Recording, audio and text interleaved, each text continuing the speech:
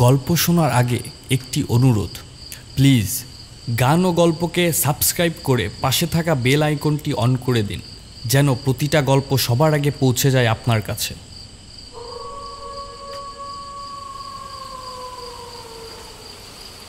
বৃষ্টি আবারও শুরু হলো।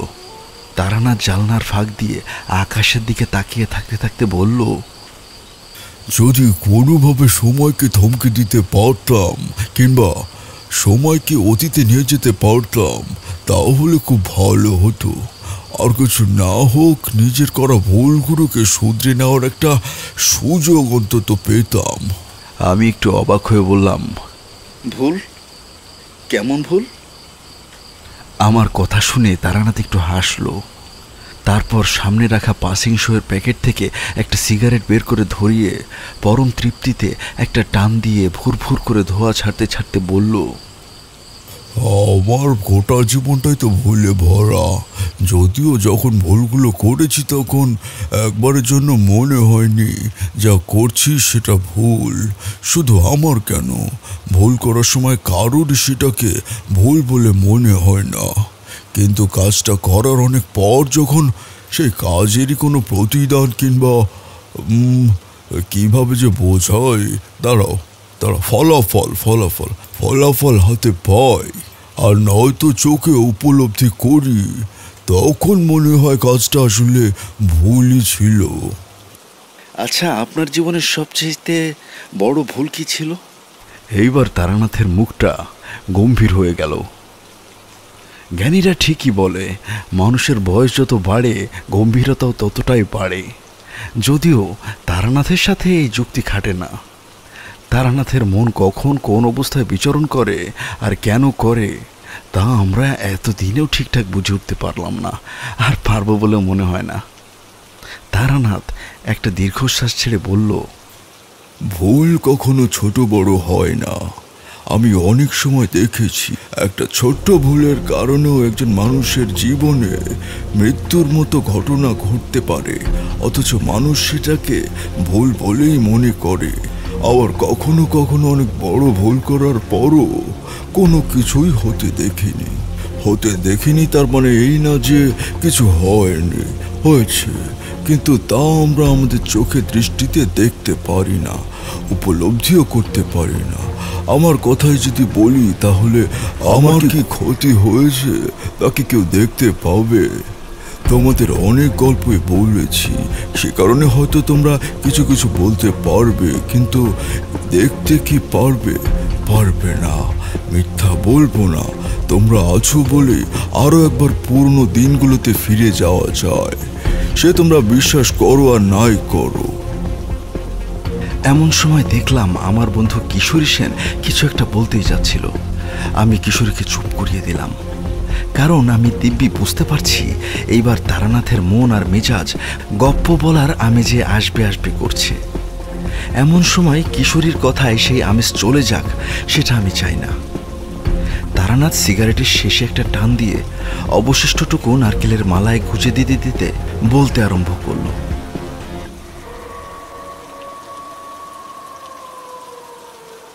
সেইবার বাড়ি থেকে বেরিয়েছি অনেক দিন হলো। প্রতিবারই পথ আমাকে অদ্ভুত মায়ায় টানতো, কিন্তু সেইবার মনে হতে লাগলো না, এই পথে আর নয়, এবার বাড়ি ফেরা যাক।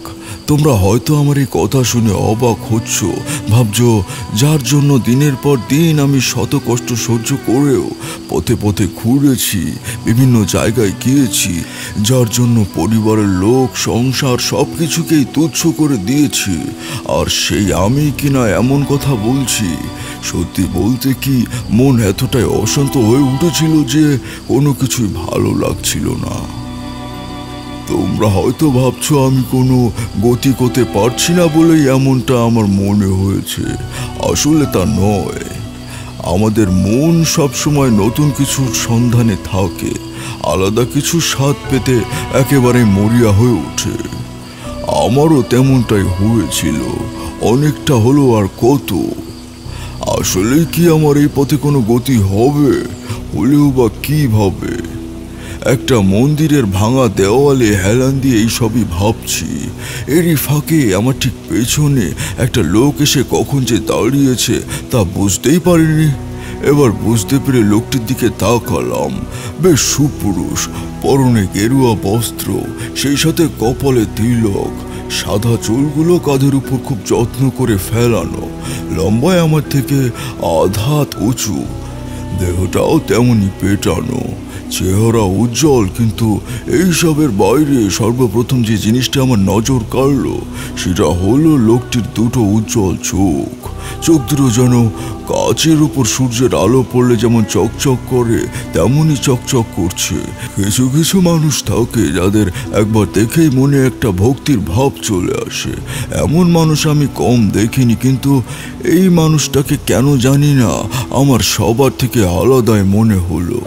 চেহারা থেকে একটা তীব্র জ্যোতির উদ্ভাস যেন ছিকরে বেরিয়ে আসছে, যা শত চেষ্টা করার পরেও চেপে রাখতে পারছি না।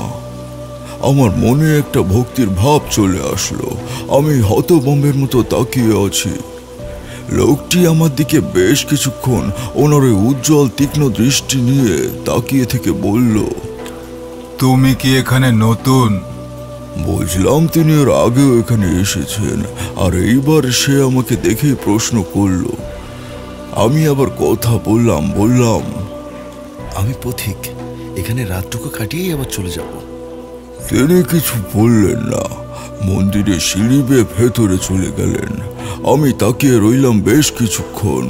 আমার ষষ্ঠ ইন্দ্রিয় জানান দিতে লাগলো তিনি কোনো উচ্চ মার্গের কোনো সাধু, কারণ একজন উচ্চ মার্গের সাধকের ভেতরে যে কয়েকটি গুণ থাকা আবশ্যক ওনার মাঝে সবকটি আছে।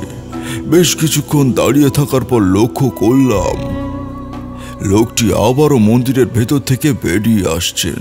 এইবার আমি নিজেই এগিয়ে গেলাম ওনার দিকে। বললাম, কিছু না মনে করলে একটা কথা জিজ্ঞাসা করব? এইবার তিনি আমার দিকে ভ্রু কুঁচকে তাকালেন। ভ্রু কুঁচকে গেল ঠিকই, কিন্তু লক্ষ্য করলাম ওনার ঠোঁটের কোণে একটা মৃদু হাসির রেখা ফুটে উঠেছে ধীরে ধীরে। বললেন, কি প্রশ্ন? আমি একটু আমতা আমতা করে বললাম, মানে আপনাকে দেখে কোনো উচ্চমার্গের সাধক বলেই মনে হয়েছে, কারণ আমি এই পথে অনেক দিন থেকেই আছি, তাই। আমার কথাটা শেষ হলো না। তিনি তার আগেই গুরুগম্ভীর হাসি হেসে বললেন, না না, তেমন কিছুই না। আপনি হয়তো স্বীকার করছেন না, কিন্তু আমি আপনার চোখের দিকে তাকিয়ে আছি। সত্যি বলতে কি এমন উজ্জ্বল চোখ আর কখনো দেখিনি। তিনি কয়েক মুহূর্তের জন্য চুপ করে দাঁড়িয়ে রইলেন। তারপর একবার উপরের দিকে তাকিয়ে কিছু একটা বোঝার চেষ্টা করলেন। তারপর একটু দূরেই একটা ইট বাঁধানো গাছের দিকে ইশারা করে বললেন, হাতে সময় আছে? চলো ওইখানটা দিকে বসি। আমরা ইট বাঁধানো গাছের গোড়ায় গিয়ে বসলাম। তিনি নিজের কাঁধের ব্যাগটাকে পাশে রাখতে রাখতে বললেন, কি বলছিলে তুমি? আমি উচ্চমার্গের সাধক, এমনটা তোমার কেন মনে হলো? কোনো বিশেষ কিছু দেখে নয়। বেশ, তার মানে আমি ধরে নিতে পারি তুমি এই পথে অনেক দিন যাবত আছো। তা দীক্ষা নিয়েছো? এই শেষের কথাটা শুনে আমি থতমত খেয়ে গেলাম। দীক্ষা? আমি কিছু না বলে তাকিয়ে আছি দেখে তিনি আবারও বললেন, দীক্ষা যদি নিয়ে থাকো তাহলে সৎ পথে থেকো। তোমার কথা বলো। আমি আমার সম্পর্কে সবটাই বললাম। কথায় কথায় জানতে পারলাম লোকটির নাম ঈশ্বরচন্দ্র চক্রবর্তী, ব্রাহ্মণ ঘরের সন্তান। পূর্বপুরুষ একটা সময় জমিদার ছিলেন। এখন যদিও সেই জমিদারি নেই, কিন্তু অর্থ সম্পদের কোনো কমতি নেই। কিন্তু ঈশ্বরচন্দ্র ঠাকুরের এইসবে মন আর টিকল না, বেরিয়ে পড়লেন পথে। লোকটি বেশ মিশুকে। এইটুকু সময়ের মধ্যে তিনি অনেক কথাই বললেন। উনি যে অনেক বিষয়ে সমান জ্ঞান রাখেন, ওনার কথায় সেটার একটা আভাস পেলাম। এবার আমতা আমতা করে বললাম, আপনি সাধনা জীবনের কোন পর্যায়ে রয়েছেন? তিনি আমার দিকে তাকিয়ে একটু হাসলেন, বললেন, সাধনার কি কোনো স্তর আছে?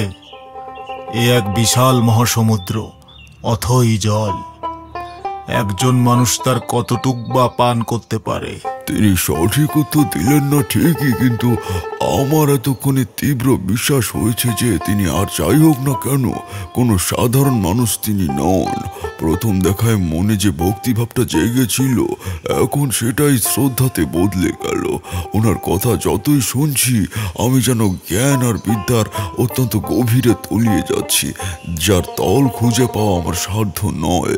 একটু আমতা আমতা করেই বললাম, দেখে মনে হচ্ছে আপনি কোথাও যাবেন বলেই ঠিক করেছেন। আমাকে আপনার সাথে নেবেন? তিনি আমার দিকে হাসি হাসি মুখে তাকিয়ে বললেন, আমার সঙ্গে? কেন? আমি তো কোনো সাধক নই, আর তাছাড়া আমার সঙ্গে গেলে তুমি কিছুই শিখতে পারবে না। তোমাদের তো আগে বলেছি প্রকৃত সাধক কখনোই নিজের ক্ষমতার কাজের কথা বলে বেড়ায় না। বললাম, সে না হয় না শিখলাম, আমি তো ঘুরেই বেড়াই। কয়েকটা দিন না হয় আপনার সঙ্গে ঘুরেই বেড়াবো।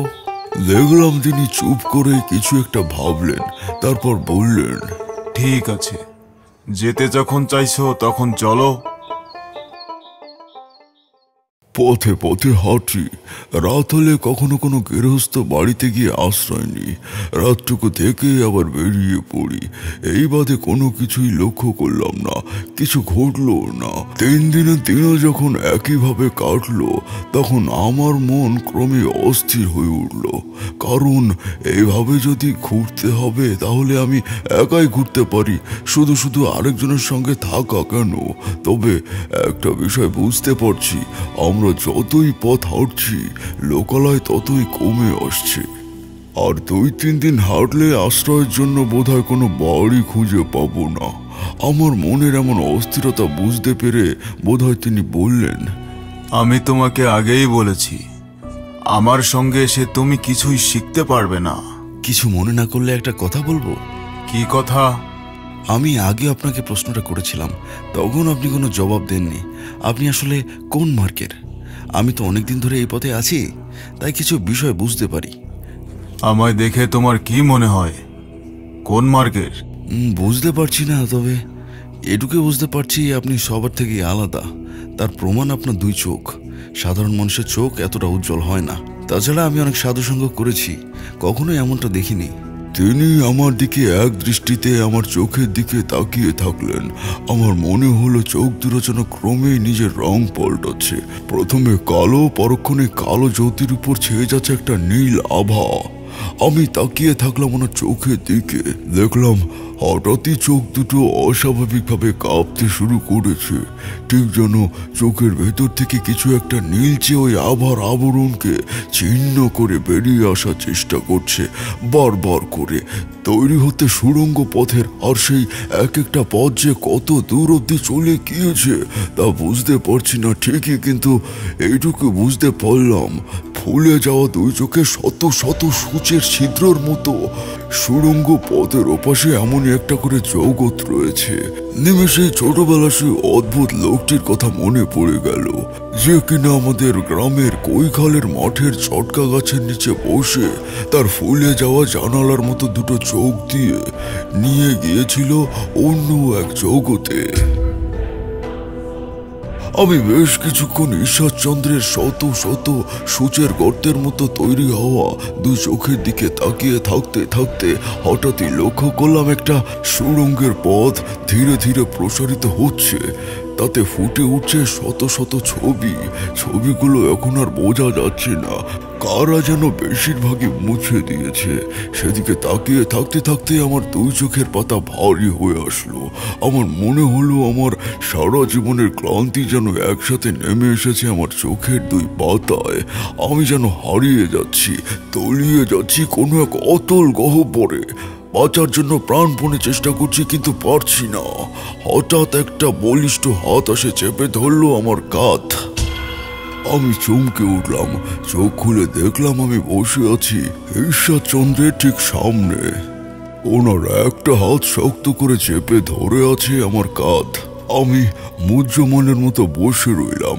শরীর ক্লান্ত শ্রান্ত অবসন্নতায় নেতিয়ে পড়তে লাগলো। আমাদের এই জগতের বাইরে আরো অনেক জগৎ আছে। তারা আমাদের মতো দেখতে হলেও আমাদের মতো মানুষ নয়। ঘুম জড়ানোই নিচু কণ্ঠে বললাম, তারা কারা, আর বাইরেই বা আসতে চাইছে কেন? আমাদের ভিতরে যত দোষ ত্রুটি আছে, যাদের কারণে আমরা ভুল পথে পা বাড়াই, প্রত্যেকটা মানুষের মধ্যে এমন জগৎ আছে। কেউ তাদের নিয়ন্ত্রণ করতে পারে, আবার কেউ তাদের নিয়ন্ত্রণ করতে পারে না। যারা পারে না তারা লোভ, লালসা, হিংসা ইত্যাদির মধ্যে ডুবে থাকে।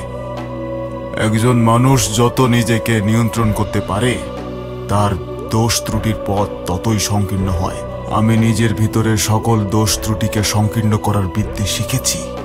আমি অবাক হয়ে তাকিয়ে থাকলাম ওনার মুখের দিকে।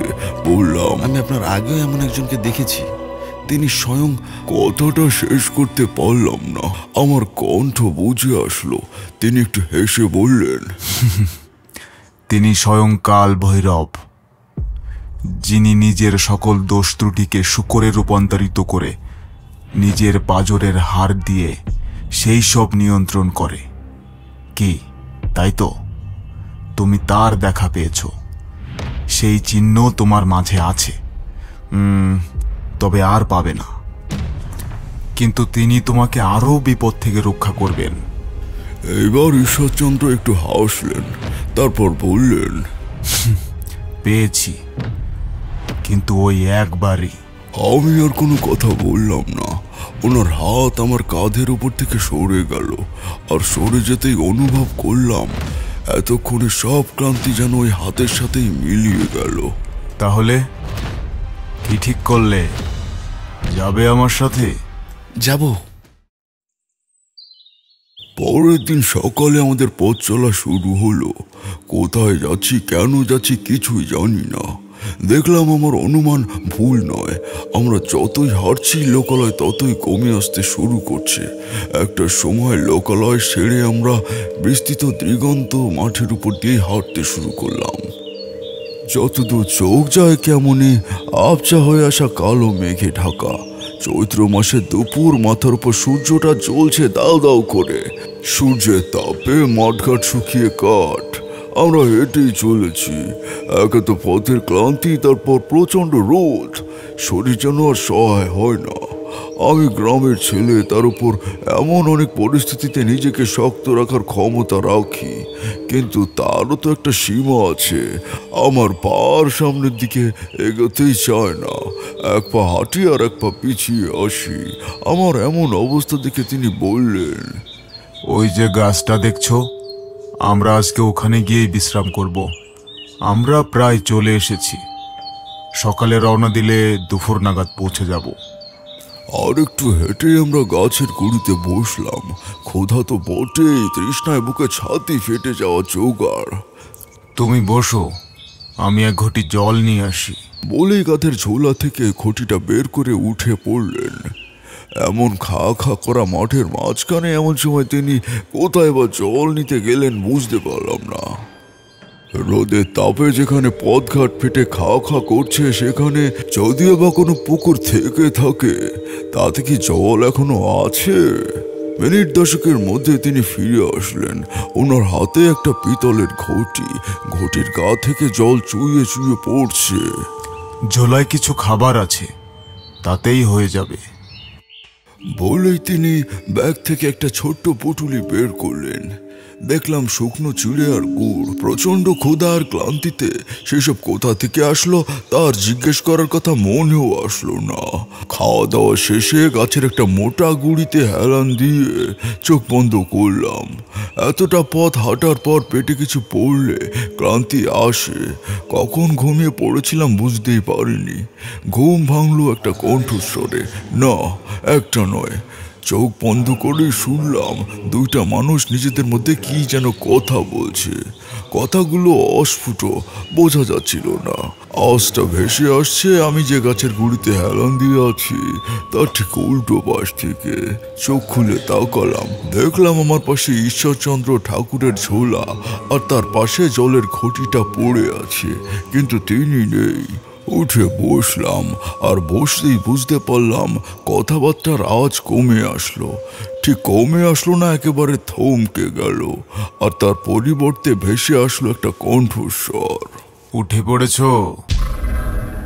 আমি কিছু বলার আগেই দেখলাম ঈশ্বরচন্দ্র ঠাকুর ওপাশ থেকে এসে আমার পাশে বসলেন। তারপর হাসি হাসি মুখে বললেন, রাতে কি খাবে? প্রশ্নটা শুনে আমারই হাসি পেল। এমন লোকালয় শূন্য একটা জায়গায় খাবার পাবো কোথায় সেটাই জানি না, আর উনি বলছেন কি খাবো। ওনার কথা শুনে মনে হলো তিনি এখনই বাজারে যাবেন আর সেখান থেকে আমি যা খাবো সেটাই নিয়ে আসবেন। অবাক হয়ে বললাম, এখানে খাবার পাবেন কোথায়? জল যখন পেয়েছি, খাবারও নিশ্চয়ই পাওয়া যাবে। ওনার এই কথার অর্থ ঠিকঠাক বুঝতে পারলাম না। আমি ওনার মুখের দিকে তাকিয়ে আছি দেখে তিনি আবারও বললেন, রাতে পথে হাঁটতে পারবে? দিনের বেলায় তো রোদ। বুঝলাম তিনি এ বিষয়ে আর কোনো কথা বলতেই চাইছেন না। আমি আর কোনো প্রশ্ন করলাম না, কিন্তু আমার মনে বারবার উকি দিতে লাগলো বেশ কয়েকটা কথা। তিনি আসলে কে, আর একটু আগে তিনি কার সাথেই বা কথা বলছিলেন এই জনশূন্য মাঠের মাঝখানে, আর খাবারই বা আসবে কোথা থেকে? তিনি অন্য বিষয়ে কথা বলতে লাগলেন বেশ কিছুক্ষণ, বিভিন্ন বিষয়ে ওনার সমান দক্ষতা দেখিয়ে। যখন সন্ধ্যা ঘনিয়ে আসলো তখন বললেন, না, এবার উঠতে হচ্ছে। তুমি এখানেই বসে থাকো, আমি একটু আসছি। আমি অবাক হয়ে বললাম, কোথায় যাবেন? তিনি আমার এই প্রশ্নের কোনো উত্তর না দিয়েই চলে গেলেন। চারিদিকে ফাঁকা, এর মধ্যে তিনি চোখের পলকে ঘনিয়ে আসা অন্ধকারের মাঝে কোথায় যেন মিলিয়ে গেলেন বুঝতে পারলাম না। যখন ফিরে আসলেন তখন ওনার হাতে একটা তাল পাতার ঠোঙা আমার দিকে এগিয়ে দিতে দিতে বললেন, নাও, খেয়ে ঘুমিয়ে পড়ো। মাঝরাতে চাঁদ উঠলে সেই আলোতে পথ দেখে হাঁটবো। ঠোঙাটা হাতে নিলাম, দেখলাম ঠান্ডা হয়ে যাওয়া কয়েকটা মালপোয়ার সাথে আরো কয়েকটা জিনিস। আমার ভেতরে একটা চাপা উত্তেজনা সৃষ্টি হলো। তোমরা বুঝতে পারছো, আমরা এমন একটা জায়গায় আছি যেখানে আমরা বাদে আর কেউই নেই কোথাও। এমন একটা জায়গায় তিনি খাবার এনে আমার হাতে দিলেন। যদিও এই অভিজ্ঞতাই আমার এবারই প্রথম নয়, এর আগেও একবার ঘটেছে। তোমাদের হয়তো মনে আছে বেজু ঠাকুরের কথা, যিনি রামদুলালের কুটিরে বসেন। যাই হোক, আমি কোনো কথা না বলে খেতে শুরু করলাম। তিনি হেসে বললেন, একটু ঠান্ডা হয়ে গিয়েছে, তাই না? আমি কোনো কথা বললাম না, খেয়ে কুড়িতে হেলান দিয়ে শুয়ে থাকলাম। চারিদিক থেকে কুলকুল করে হাওয়া বইছে, সেই সাথে ঘরে ফেরা পাখিদের ডাক। দূরে কোথাও বেশ কয়েকবার শেয়াল কয়েকবার ডেকে উঠল। এই সব কিছুর সাথে রাতের আওয়াজ মিশে একাকার। বেশ কিছুক্ষণ শুয়ে এইসব শুনতে শুনতে কখন যে চোখটা লেগে এসেছে বুঝতেই পারিনি। আমি স্বপ্ন দেখলাম, ধুধু প্রান্তরের মাঝখানে আমি দাঁড়িয়ে আছি একা, আর আশেপাশে কেউই নেই। আমাকে ঘিরে দাঁড়িয়ে আছে কয়েকটা শেয়ালের দল। জ্যোৎস্নার আলোয় সবার চোখ চকচক করছে। হঠাৎই লক্ষ্য করলাম শেয়ালের দল ধীরে ধীরে এগিয়ে আসছে আমারই দিকে। সবার চোখে মুখে হিংস্রতা, যেন হাজার বছর ধরে অনাহারে থাকার পর আজ তারা শিকারের সন্ধান পেয়েছে। শেয়ালের দলটা যখন আমার চারদিক থেকে ঘিরে আসতে লাগলো, আমি প্রাণপণে দৌড়ানোর চেষ্টা করছি, কিন্তু পা যেন গেঁথে গিয়েছে মাটির নিচে। হাজার চেষ্টা করার পরও সে বাঁধন আমি ছোটাতে পারছি না। অন্যদিকে হিংস্র দলটা ক্রমেই এগিয়ে আসছে কাছে, আর তখনই শুনলাম কেউ আমার কানে কানে বলছে, তারানাথ, ওঠো, সময় হয়েছে। দেখো, চাঁদও উঠেছে। আমি এক লাফ দিয়ে উঠলাম, দেখলাম ঈশ্বরচন্দ্র ঠাকুর আমার দিকে ঝুঁকিয়ে আছেন আর বলছেন, আর সময় নষ্ট করা যাবে না, এখন রওনা দিলে সকাল অবধি পৌঁছে যাব। আমি চোখ তুলে চারিদিকে তাকালাম। জনশূন্য প্রান্তর রাতে জ্যোৎস্নায় আলোকিত হয়ে উঠেছে, তৈরি করেছে একটা মায়াবী পরিবেশ। দিনের আলোয় যে জায়গাটাকে যতটা নির্জন বলে মনে হয়েছিল, এখন আর তেমনটা মনে হচ্ছে না। মনে হচ্ছে আমরা এখানে একা নই। আমাদের আশেপাশে হয়তো আরো অনেকেই হেঁটে চলে বেড়াচ্ছে। তাদের হয়তো দেখতে পাচ্ছি না, কিন্তু তারা আছে। বাকি রাতটুকু হেঁটে আমরা যখন লোকালয়ে পৌঁছালাম তখন দুপুর হয় আমরা একটা গ্রামের প্রান্তে এসে পৌঁছালাম। ঈশ্বরচন্দ্র ঠাকুর এক মনে কি যেন ভাবলেন বেশ কিছুক্ষণ ধরে, তারপর বললেন, একটা কাজ করো, লোকের কাছ থেকে শুনে ব্রজেন্দ্রনাথের বাড়িটা খুঁজে বার করো। দেখা পেলে বলবে আমরা তাদের বাড়িতে 2 দিন আশ্রয় চাই, কিন্তু প্রথমে রাজি হবে না। আমার জানা মতে তার আর্থিক অবস্থা খুব বেশি ভালো নয়, নিজেরাই খেতে পান না। প্রথমে চেষ্টা করবে, বলবে খেতে দিতে হবে না, শুধু বাড়ির সাথে লাগোয়া যে ঘরটি আছে সেখানে 2 রাত আশ্রয় দিলেই হবে। কথা শুনে আমি অবাক হয়ে তাকালাম ওনার দিকে। কিছু একটা বলতে যাব তিনি আমাকে থামিয়ে দিয়ে বললেন, যাও, পরে বলবো, আমি এখানেই দাঁড়িয়ে আছি। আমি আর কিছু বললাম না, গ্রামের ভেতরে চলে গেলাম। একজনকে জিজ্ঞেস করতেই ব্রজেন্দ্রনাথের বাড়িটা দেখিয়ে দিল। দেখলাম আগে বেশ অবস্থাপূর্ণ থাকলেও এখন ভাটা পড়েছে। বাড়িটা ছিন্ন ছিন্ন অবস্থায় দাঁড়িয়ে আছে। ইটের দেয়ালের জায়গায় জায়গায় চুন খসে খুলে গিয়েছে। টিনের চালার অবস্থাও ভালো না। ঝড় বৃষ্টিতে জল আটকাবে না বলেই মনে হলো। বাড়ির সামনে একটা বড় ফটক, তার সাথে লাগানো একটা বিশাল উঠান মতন। বোধহয় আগে এখানে বসার ব্যবস্থা ছিল, কিন্তু এখন কেবল একটি কাঠের বেঞ্চি পাতা ছাড়া আর কিছুই নেই। আর সেখানেই বসে আছেন একজন বছর 50 বয়সী লোক। লোকটির পরনের কাপড় বেশ শৌখিন হলেও এখন তার দশায় এই বাড়ির মতন। দৈন্য দশাতেও যতটা সম্ভব নিজেকে গুছিয়ে রাখার চেষ্টা করছেন বলে মনে হলো। চোখ মুখে একটা দুশ্চিন্তার ছাপ। আমি এগিয়ে গেলাম। এটা কি ব্রজেন্দ্রনাথের বাড়ি? লোকটি এতক্ষণ অন্যদিকে এক মনে তাকিয়েছিলেন, এবার চমকে আমার দিকে তাকালেন। তারপর একবার ভ্রু কুঁচকিয়ে নিরীক্ষণ করে নিয়ে বললেন, হ্যাঁ, কিন্তু আপনি কে? আপনাকে তো ঠিক চিনতে পারলাম না। আমি পথিক, আমার একজন সঙ্গী আছে। উনি গ্রামের বাইরে দাঁড়িয়ে আছেন। এখানে এসে ক্লান্ত হয়ে পড়েছেন, তাই আশ্রয়ের খোঁজে এদিক সেদিক খোঁজ করছিলাম। কিন্তু গ্রামের সবাই বলল আপনার এখানে আসতে, তাই এসে পড়লাম। দয়া করে আমাদের একটা আশ্রয় দিন। দেখলাম আমার কথাগুলো শুনে লোকটা ভুরু জোড়া কিছুটা সোজা হয়ে উঠল। তারপর কিছুক্ষণ চুপ করে কি যেন ভেবে নিয়ে বললেন, ও মানে আশ্রয় চান? সে তো আমার পরম সৌভাগ্য, কিন্তু এই মুহূর্তে আমাদের সঙ্গে খাবার রয়েছে, আপনি শুধু আশ্রয় দিলেই চলবে। তবুও লোকটি বেশ কিছুক্ষণ আমতা আমতা করে অবশেষে বললেন, ঠিক আছে, আপনার সঙ্গীকে নিয়ে আসুন। আমি ফিরে এসে দেখি ঈশ্বরচন্দ্র আগের মতোই দাঁড়িয়ে আছেন। ওনার দৃষ্টি নিচের দিকটায়। কাছে গিয়ে দেখলাম তিনি তাকিয়ে আছেন একটা গাছের গুড়ির সাথে আটকে থাকা মরে শুটকে যাওয়া লতার দিকে। সেই দৃষ্টি মোটেও স্বাভাবিক নয়। মনে হলো তিনি গুড়ির সাথে আষ্টে পৃষ্ঠে জড়িয়ে থাকা মরা লতাটার একেবারে ভেতর পর্যন্ত দেখে নিচ্ছেন। এবার আমি একটু ভালো করে তাকালাম সেদিকে। এইসব গাছের গুড়িতে অনেক লতা জড়িয়ে থাকে। মাঝে মাঝে জলের অভাবে হোক কিংবা ছিঁড়ে গিয়ে হোক, মরে সেখানেই জড়িয়ে থাকে। কিন্তু এই লতাটা তেমনভাবে জড়ানো নয়।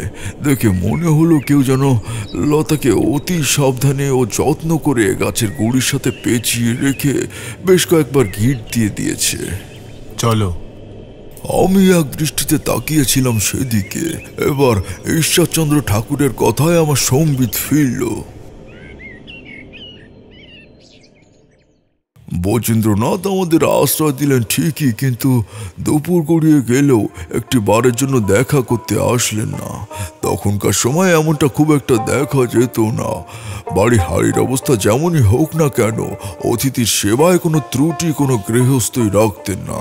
আর অতিথি যদি ব্রাহ্মণ ঘরের সন্তান হয় তাহলে তো হাতে চাঁদ পাওয়ার অবস্থা। আমি বেশ কিছুক্ষণ ধরে উসখুস করছি দেখে ঈশ্বরচন্দ্র ঠাকুর বললেন, খিদে পেয়েছে? মিথ্যা বলবো না, আমার সত্যি খুব জোর খিদে পেয়েছিল, তাই আর গোপন করলাম না।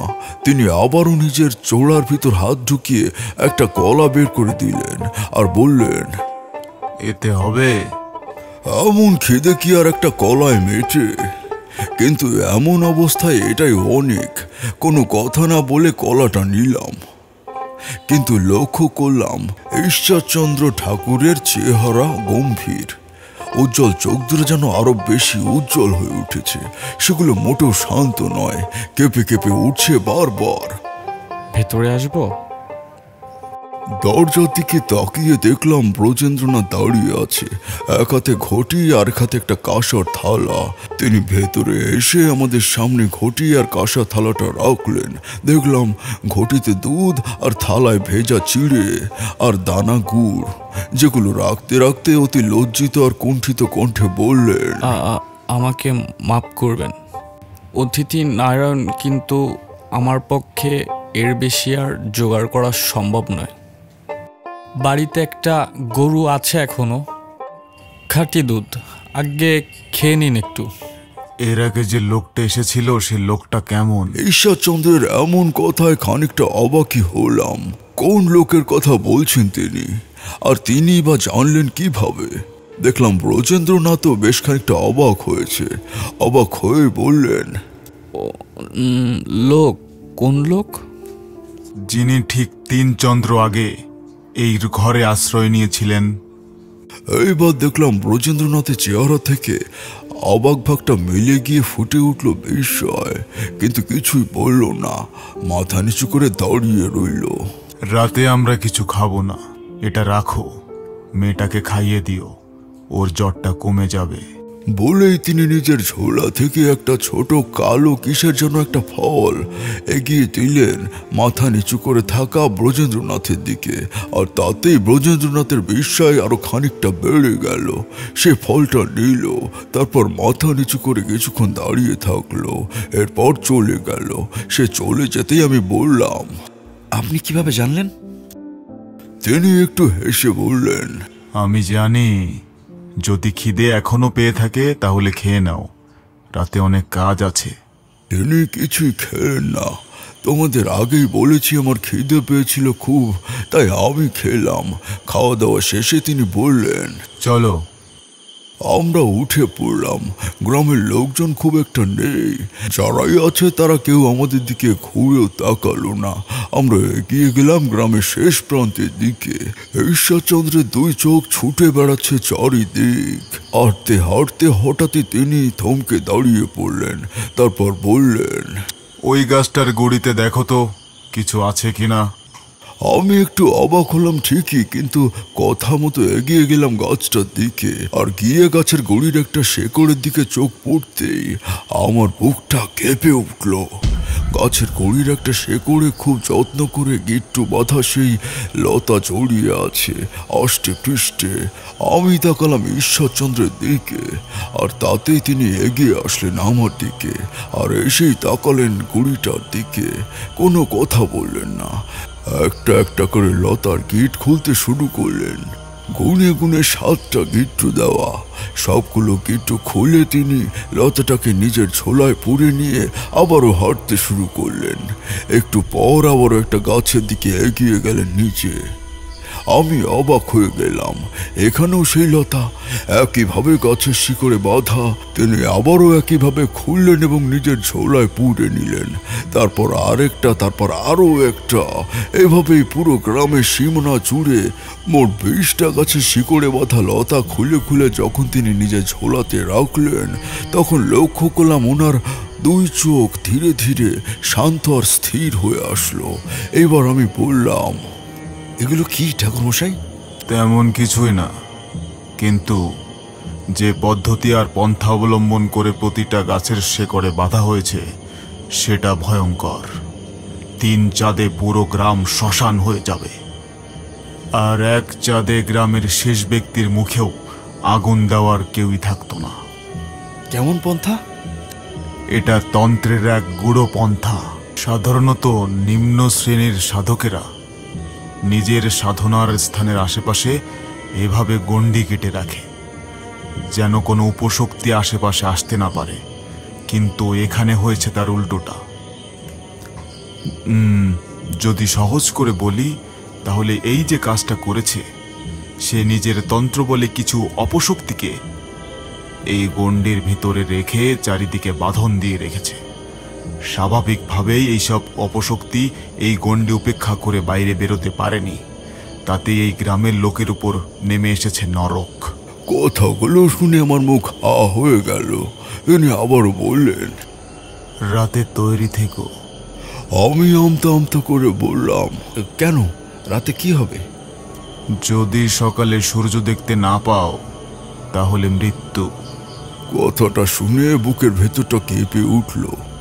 আমার এত বছরের অভিজ্ঞতায় অনেক ঘটনাই আমার সাথে ঘটেছে, অনেক ভয়ঙ্কর সব ঘটনা নিজের চোখে দেখেছি, কিন্তু কখনো কেউ আমাকে একবারও এভাবে বলেনি। আমার অভিজ্ঞতায় আমাকে বলে দিল, রাতে যা ঘটতে যাচ্ছে তা মোটেও আর 10টা ভয়ঙ্কর ঘটনার মতো নয়। সন্ধ্যা নাগাদ আমরা ব্রজেন্দ্রনাথের বাড়ির সামনে দাঁড়িয়ে দেখি সে বারান্দায় বসে আছে।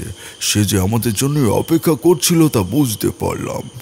এইবার আমাদের দিকে এগিয়ে আসলো, বলল, আগে মেয়েটার জ্বর কমে গিয়েছে, কিন্তু গিন্নির। ব্রজেন্দ্রনাথের কথাটা শেষ হলো না, তার আগে ঈশ্বরচন্দ্র বললেন, তোমার বাড়িটা অনেক বড় উপেন।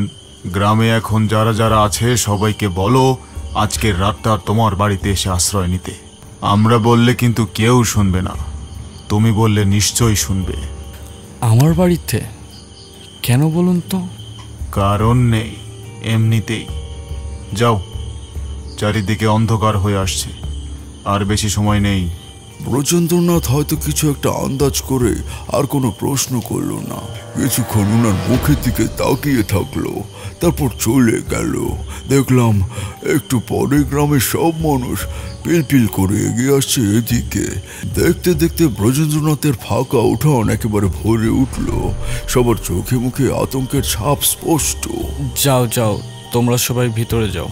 দেখলাম গ্রামের সবাই ব্রজেন্দ্রনাথের কথায় খুব মান্য করে। যদি তেমনটা না হতো তাহলে এক কথায় কেউ কোনো প্রশ্ন না করে বড়ের ভেতরে চলে যেত না। সবাই চলে যেতে এবার ব্রজেন্দ্রনাথ এগিয়ে আসলো, বলল, আপনি কে আমি জানি না, কিন্তু আমার মন বলছে আপনি আমাদের কোনো ক্ষতি করতে আসেননি। একটা কথা জিজ্ঞাসা করব? করো। এইবার ব্রজেন্দ্রনাথের কণ্ঠ একেবারে বুঝে আসলো। প্রায় কাঁদো কাঁদো স্বরে ঈশ্বরচন্দ্রের হাত চেপে ধরে বলল, রক্ষা পাবো তো ঠাকুর? পাবে, আর সেটা যদি আমার এই তুচ্ছ জীবনের বিনিময়েও হয় তবুও রক্ষা পাবে। কথাটা শুনে বেশ খানিকটা শক্ত হলো ব্রজেন্দ্রনাথ। নিজেকে সামলে নিয়ে বলল, একের পর এক অনিষ্ট হচ্ছে ঠাকুর মশাই। প্রথমে গরু মরল, পরে ফসল পুড়ল, গোলার ধান পুড়ল, পুকুরের মাছ রাতারাতি মরে ভেসে উঠতে শুরু করলো। সব কিছুর পর মরতে শুরু করলো মানুষ। রাতে জ্বর আসে, সকালের দিকে চলে যায়। আমরা যে কি পাপ করেছি ঠাকুর মশাই, কে জানে। পাপ নয়, কোনো অন্যায়ও করনি। কিন্তু আমি তো যত্নের কোনো কমতি রাখিনি। উনি যে কয়দিন ছিলেন, শুধুমাত্র একটি বাড়ি, ভালোই তো ছিল। সবার মনে একটা ভক্তির ভাব এসেছিল, কিন্তু শেষে কিনা এমন আবদার করে বসলেন, বলে কিনা গ্রামের শেষ দিকে কিনা একটা ভালো জায়গা আছে, সেখানে তিনি আস্তানা তৈরি করতে চান। আমরা বললাম করুন, এতে আমাদেরই ভালো। কিন্তু তাই বলে সেই আস্তানা তৈরি করতে 7টি বাচ্চার লাগবে? কোনো বাবা মা কি চোখের সামনে সন্তানের বলি দেয়া দেখতে পারবে? আপনি বলুন। এর পরও আমরা কিছুই বলিনি, শুধু এখান থেকে চলে যেতে বলেছি। তিনি চলেও গেলেন, আর তারপর থেকেই শুরু হলো এইসব। পুরো গ্রাম দেখতে দেখতে শ্মশান হয়ে গেল। এখন তো মনে হয় সেদিন 7 জনের রক্ত দেখাই হয়তো ভালো ছিল। তাহলে আর যাই হোক, আর এইসব দেখতে হতো না। ব্রজেন্দ্রনাথের কণ্ঠ আবারও ভারী হয়ে আসলো। আমার মনের অনুভূতি তোমাদের বলে বোঝাতে পারবো না, বোঝানো সম্ভব নয়। কিন্তু একটা বিষয় ভেবে আমার বেশ অবাকই লাগলো, আর সেটা হলো এই একটি লোকের সাথে দেখা হওয়ায় আমি যেন বারবার আমার চোখের সামনে ঘটা পুরনো সব ঘটনার একটার পর একটা প্রতিচ্ছবি ফুটে উঠছে। মাধব গোয়ালার কথা মনে আছে তোমাদের? আর সেই কাপালিকের বেতাল দেখানোর ঘটনাটা? তফাৎ এইটুকুই যে সেখানে কাপালিক মাধবের মেয়েকে চেয়েছিল নিজের ভৈরবী করবে বলে, কিন্তু এখানে একটা নয়, দুটো নয়, 7-7টা বাচ্চা। আর এই 7টা বাচ্চার নরমুন্ডু দিয়ে কোন আসন তৈরি হয় তা ভাবতেই আমার বুকের রক্ত এখনো হিম হয়ে আসছে। তোমরা তো পঞ্চমুন্ডির আসনের কথা শুনেছ, যেখানে 5টি জন্তুর মাথা একত্রিত করে মন্ত্র বলে জাগিয়ে তোলা হয় আসন। কিন্তু এখানে অন্য কোনো জন্তু নয়, বরং দিতে হয় 7-7টা নরমুন্ডু। আর সেই সব নরমুন্ডু সাধারণ কোনো নরমুন্ডু নয়। প্রথমে 7টার বাচ্চাকে দেবীর পায়ে বলি দিতে হয়, তারপর সেই 7টা নরমুন্ডু মন্ত্র বলে আবদ্ধ করে ফেলতে হয় গর্তে। তারপর সেই আসনে বসে শুরু হয় এক ভয়ঙ্কর তন্ত্র সাধনা। আর এই কাজে যে একবার সিদ্ধি করতে পারবে তার অসাধ্য আর কিছুই থাকে না এই জগতে, সে চলে যাবে সবার ঊর্ধ্বে। তোমরা হয়তো ভাবছো তাহলে সব সাধকই তো এই সাধনায় করতে পারে। না, পারে না। তন্ত্রের এমন এমন দিক আছে যা চাইলে সবাই করতে পারে না। আর সবচাইতে বড় কথা হলো, অন্য সাধনা শুরু করার পর সাধক যদি সিদ্ধিলাভ নাও করে তাহলে খুব বেশি ক্ষতি হয় না। যেমন আমি সারা জীবনে ওই একবার ছাড়া আর কখনো সব সাধনায় বসতে পারিনি, আর তাই আমার সিদ্ধিও লাভ হয়নি। কিন্তু এই তন্ত্র যে সাধক একবার বুঝবে তার হয়তো সিদ্ধি লাভ হবে, আর নয়তো মৃত্যু। কিন্তু আমি আজ পর্যন্ত যত সাধকের কথা শুনেছি যারা এই সাধনায় পৌঁছেছে তাদের কেউই সফল হতে পারেনি। যদি পারতো তাহলে আজকের এই দিন থাকতো না। আসলে সব কিছুরই একটা নিয়ম আছে, বাধা আছে, সীমানাও আছে। সীমানার নিয়মের বাধাকে উপেক্ষা করে কিছুই হয় না, করা সম্ভবও নয়। তারানাথ থামলেন। বেশ কিছুক্ষণ ধরেই আমার বন্ধু কিশোরী সেন কিছু বলবে বলবে করে বলতে পারছে না। এইবার বলল, এমনটা হয়, সেখানে সিদ্ধিলাভ করা সম্ভব নয় জানার পরও একজন মানুষ সেই সাধনা করে, এটা একটু বাড়াবাড়ি হলো না? কিশোরীর এমন কথায় আমি প্রমাদ গুনলাম। তারানাথের দিকে তাকাতেই দেখলাম তার চল শক্ত হয়ে উঠেছে। রাগে কটমট করতে করতে বলল, তোমার মতো নাস্তিকের থেকে এর থেকে বেশি কি বা আশা করা যায়? একজন নিজের ক্ষতি হতে পারে জেনেও মানুষ অতীতেও অনেক কাজ করতো, এখনো করে। আমরা সবাই জানি পাপ করলে নরকে যেতে হবে, পুড়তে হবে সারা জীবন। তবুও মানুষ পাপ করে না নাকি? ঘোর নাস্তিক। এইবার আমার একটু রাগই হলো। কি দরকার ছিল বুড়োকে এমন চেতিয়ে দেওয়ার? ব্যস্ত ছিল। এবার না জানি গল্পটাই বলা বন্ধ করে দেয়। কিশোরী আরও কিছু বলতে যাচ্ছিল, তার আগেই আমি ওকে থামিয়ে দিয়ে বললাম, আহা ঠাকুরমশাই, আপনি বলুন তো, ওর কথায় কান দেবেন না। আপনি বলুন, এই নিন, আপনি একটা সিগারেট খান। বলেই আমাদের সামনে পড়ে থাকা পাসিংশোর প্যাকেটটা তুলে ধরলাম তারানাথের সামনে। তারানাথ বেশ কিছুক্ষণ চুপ করে বসে রইল। তারপর সিগারেটের প্যাকেট থেকে একটা সিগারেট বের করে ধরালো, আর ধরাতেই ধীরে ধীরে তার চল নরম হয়ে আসলো। মনে একটু হলেও স্বস্তি পেল। তারানাথ এক মনে সিগারেটে বেশ কয়েকটা টান দিয়ে বলল, আজই শেষ, আর কখনোই তোমাদের কোনো গল্পই বলবো না। আমরা আর কোনো কথা বললাম না। যদিও কিশোরী বলতে চাইল, কিন্তু আমি বলতে দিলাম না।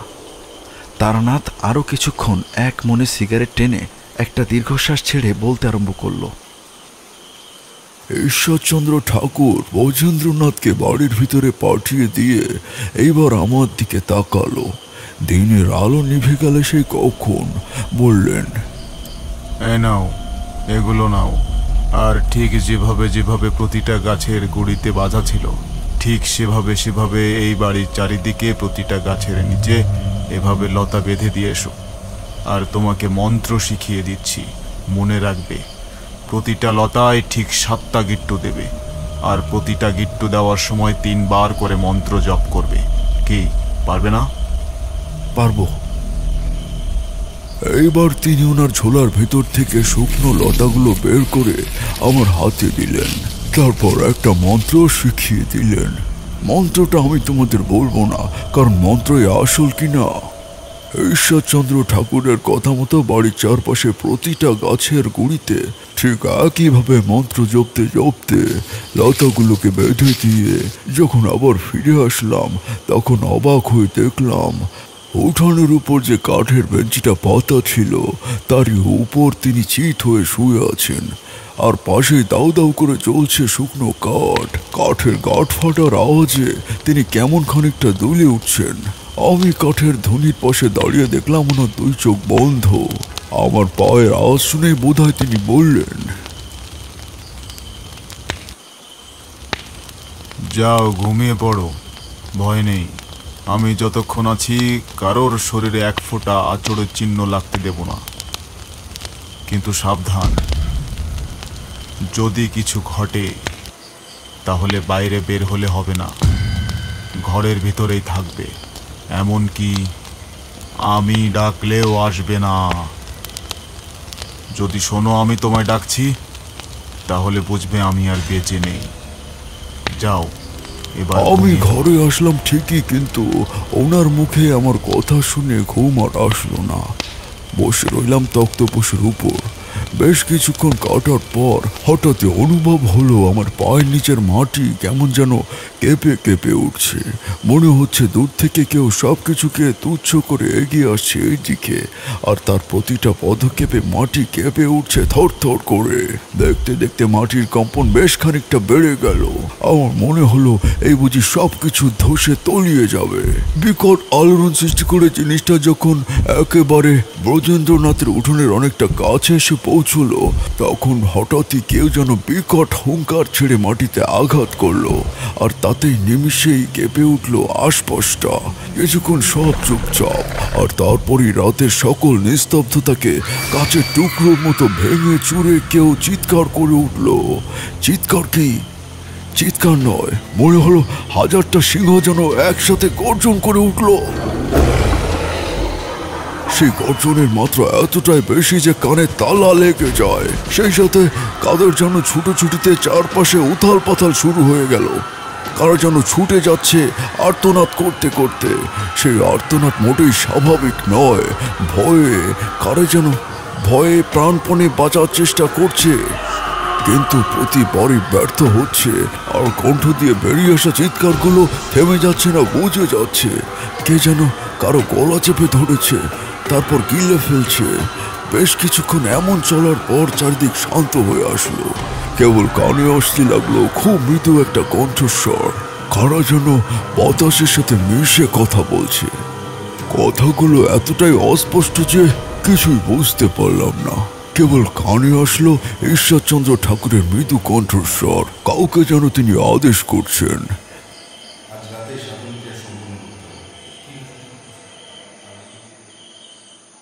তারপর সব চুপচাপ। এসো। পরক্ষণেই এক বুক ফাটা আর্তনাদে চারিদিক কেঁপে উঠল।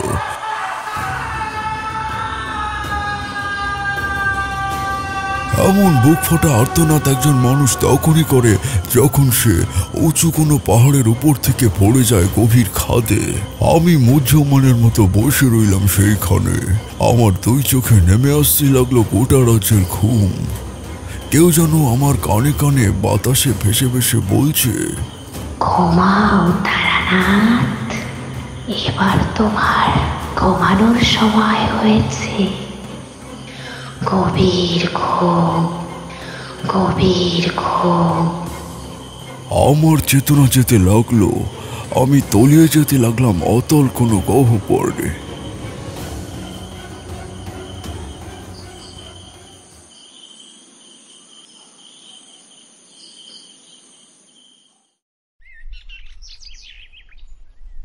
পরের দিন সকালে ঘুম ভাঙতে দেখি ঈশ্বরচন্দ্র ঠাকুর আমার পাশে বসে আছে, 2 চোখ বন্ধ। ওনার চেহারার দিকে তাকাতেই অবাক হয়ে গেলাম। দেখলাম ওনার বন্ধ দুই চোখের ঠিক নিচটায় সহস্র আঁচড়ের দাগ। কুকুর বিড়াল যেমন মাটিতে আঁচড় কাটে, এই আঁচড়ের দাগগুলো ঠিক তেমন। এইবার তিনি চোখ খুলে আমার দিকে তাকালেন, আর তাকাতেই আমি চমকে উঠলাম। দুই চোখ রক্ত যাবার মতো লাল, চোখের ভেতরে কালো মণি অদৃশ্য হয়েছে, আর সেইখানে এখন যা আছে তা হলো দুটো গহ্বর। পাহাড়ের গুহার মতো খুলে যাওয়া দুই চোখের ভেতর দিয়ে কত দূর অব্দি দেখা যাচ্ছে তা জানি না। তিনি বেশ কিছুক্ষণ আমার দিকে তাকিয়ে থাকলেন। ধীরে ধীরে বুঝে গেল চোখের সেই দুটো খোলা পথ। ধরা ধরা কণ্ঠে বললাম, কাল রাতে? আমার পুরো কথাটা শেষ হলো না, তার আগে তিনি বললেন, ও কিছু না, আমাকে এই কাজের জন্যই পাঠানো হয়েছে এখানে। কে পাঠিয়েছিলেন আপনাকে? তুমি তাকে চেনো? হ্যাঁ চেনো, আমাকে সেই এখানে পাঠিয়েছে যে তোমাকে মন খারাপ দিতে এসেছিল। আমি হতভম্বের মতো বসে রইলাম, কোনো কথাই বলতে পারলাম না। পরের দিন সকালে আমরা যখন বজেন্দ্রনাথের কাছ থেকে বিদায় নিয়ে চলে আসলাম, তখন তিনি বললেন, কোথায় যাবে? দয়া করে আমাকে আপনার সাথেই রাখুন, আমি আপনার শিষ্য হয়ে থাকতে চাই। না, সে আর হয় না। কেন হয় না বলুন, কেন? সব কিছু জানতে নেই, জানা উচিত নয়। আমি দাঁড়িয়ে থাকলাম। ঈশ্বরচন্দ্র ঠাকুর হাঁটতে শুরু করলেন, তারপর মিলিয়ে গেলেন দূরে। আমাকে আর সঙ্গে নিলেন না। যদি নিতেন তাহলে বোধহয় তোমাদের সাথে আমার আর কখনই দেখা হতো না। মাঝে মাঝে তাই ভাবি, জীবনে হয়তো সদ্গুরুর সন্ধান আমি পেয়েছিলাম, কিন্তু কোনোটাকে ধরে রাখতে পারিনি। শক্তিও হারিয়ে গিয়েছে। এই জীবনে আর কিছুই হবে না। কিন্তু যদি পরের জন্ম বলে কিছু থাকে, তাহলে এই জন্মের ভুলগুলো আর কখনোই করব না। তারানাথের কণ্ঠ বুঝে আসলো। প্রশ্ন করলাম, তিনি কে ছিলেন? জানি না, অনেকের থেকেই খোঁজ নিয়েছি এমন বৈশিষ্ট্যের লোককে তারা চেনে কিনা। এমনকি যে মন্দিরের বাইরে ওনার সঙ্গে আমার দেখা হয়েছিল সেখানেও গিয়েছি, কথা বলেছি পুরোহিতের সাথে, কিন্তু তিনি বলেছিলেন, ঈশ্বরচন্দ্র ভট্টাচার্য? তিনি কে? কই, কখনো তো শুনিনি এমন নাম। তিনি কে, কোথা থেকেই বা এসেছিলেন, কোথায় চলে গেলেন কিছুই জানা হলো না। ঈশ্বরচন্দ্রই যে আসল নাম সেটাই বা বলি কিভাবে। কিন্তু সেই ঘটনার অনেক বছর পর যখন আমাকে বাড়ির লোক সংসারে ফিরিয়ে নিল, তখন ওনার উপস্থিতি খানিকটা বোধহয় উপলব্ধি করেছিলাম। যদিও সেটা এতটাই অল্প সময়ের জন্য যে রেশটুকু বোঝার আগেই মিলিয়ে গিয়েছিল। তোমাদের তো বলেছি জীবন আমি পেয়েছি অনেকটাই, যদিও হারিয়েও ফেলেছি, কিন্তু সব পেয়েও কিছু না পাওয়ার আক্ষেপ থেকেই গিয়েছে। এইবার তারানাথ চুপ করলো। আমি তাকিয়ে থাকলাম বৃদ্ধের চোখের দিকে। দুই চোখের পাতা কেঁপে কেঁপে উঠছে, চোখের ঈশান কোণে জমা হচ্ছে জলের কণা। শেষ হলো আমাদের আজকের নিবেদন। লেখক প্রতুল দীপ্তের লেখা তারানাথ ফ্যান ফিকশন গল্প তারানাথ ও রহস্যময় সাধু। গল্প পাঠে জন। তারানাথ তান্ত্রিকের চরিত্রে গৌরব, অন্যান্য চরিত্রে শান্ত, অম্লান, প্রিয়া, শ্রীদাম এবং দীপু। গল্পের সূত্রধর আমি সুস্মিত। তাহলে আজকে এই পর্যন্ত। আগামী সপ্তাহে আমরা আবার ফিরে আসব আরও একটি নতুন গল্প নিয়ে। ততদিন ভালো থাকুন, সুস্থ থাকুন, আর হ্যাঁ, গান ও গল্পকে সাবস্ক্রাইব করতে একদমই ভুলবেন না। শুভরাত্রি।